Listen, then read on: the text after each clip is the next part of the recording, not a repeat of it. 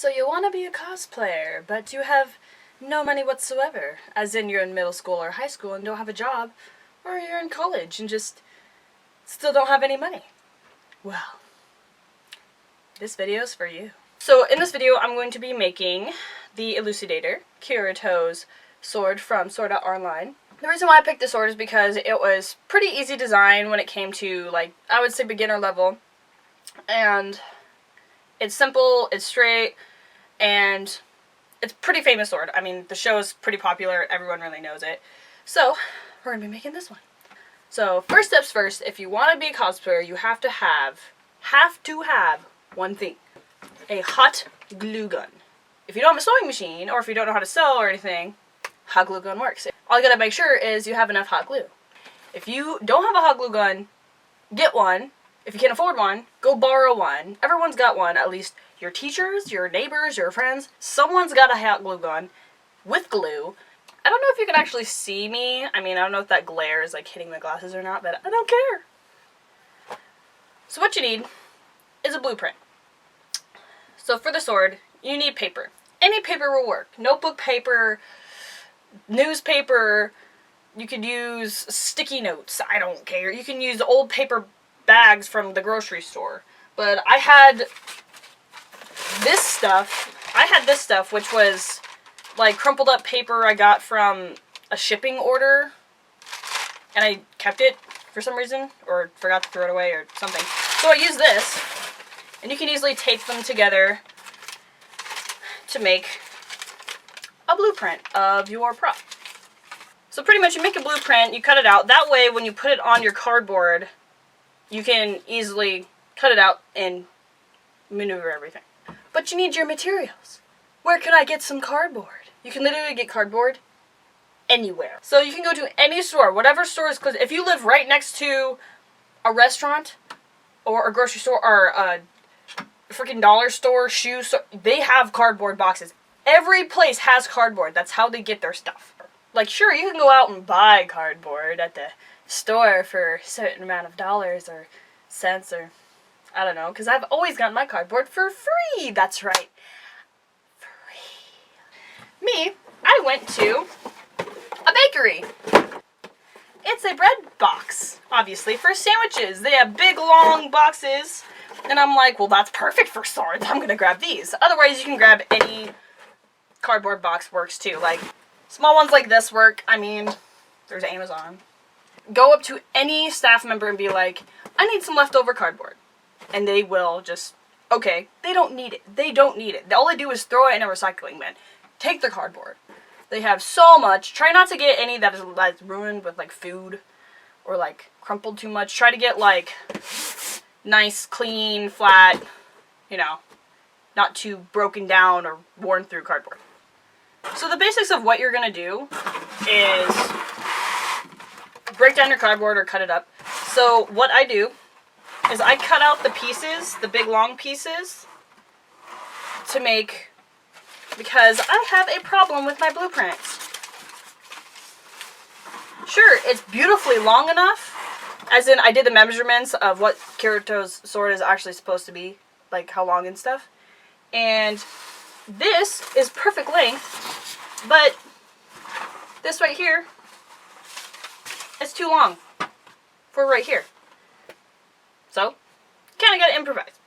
You're gonna, how I do it is I cut it in pieces, because you need it to be sturdy, and you need to have depth, as in, it looks good to where the sword actually looks like a sword, and not just one piece of cardboard that you can easily just go like this and it flums all over the place. You don't want that crap. You actually want it to look somewhat good, even though it's no budget whatsoever. Now, I did kind of already start on it, but this, I made the big long sword right here, and then I cut certain things out of the shape to layer it together to where it fits the right size this way and size this way. You want 2 of the base layer, and then every layer after that will be smaller.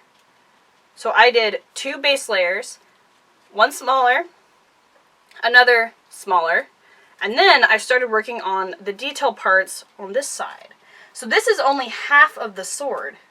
See, I have more pieces to layer on this side, but you want it to be in layers. That way, it's very, very sturdy, and it also has that depth within the sword. But I don't have any money to buy anything to cut it out. As in, I don't have an X-Acto knife like all the other cosplayers. So what? I use these. What the fuck is that? And I use this. It's a pocket knife. If you don't have scissors in your house, or any sort of pocket knife, use a steak knife. And if you don't have a steak knife in your house, who the f doesn't have a steak knife in your house? Scissors work great. They do kind of get a little troublesome when you're trying to cut them this way, because it can fold up the cardboard a little bit. So just try to use it as like a knife and like carve it this way. That way you can do one whole slice. Just don't cut anything on below your cardboard. Make sure you actually don't ruin anything. Gotta be careful. Gotta be smart. Try not to use too dull blades. I mean, I used a carpet cutter for a good while making my last cosplay. Put this stuff somewhere. Stay. While this is warming up, you notice that in this piece I did all flat with these pieces separate, 1, 2, 3, separate, and this was all one piece. You always try to make the handle, whenever you're making a weapon, always try to have the handle connect to a big part. That way when you use it, it's not flimsing off. As in, usually cardboard has the natural folds in them. So this natural fold. You never want to glue these folds together like this, because it can still be flimsy even though you have 2 layers of cardboard. Always try to stagger it. That way it's always sturdy and it won't screw up. So you can make a whole sword and you accidentally put every bend on the same spot. You're gonna go like this, and the top of your sword is gonna go boop, boop, boop, boop, boop, boop, boop, boop, like a dick in the wind.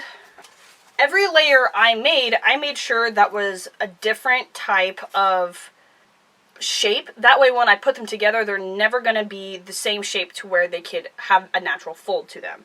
So the next shape I have are long ones. So these parts together are too short for the cardboard I have. So I only did half of my sword, like this.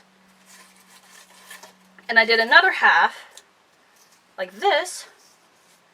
That way the natural fold is right here, and it will cover on top of a flat, just like this. You never want to have 2 natural folds together, so that way the natural folds right here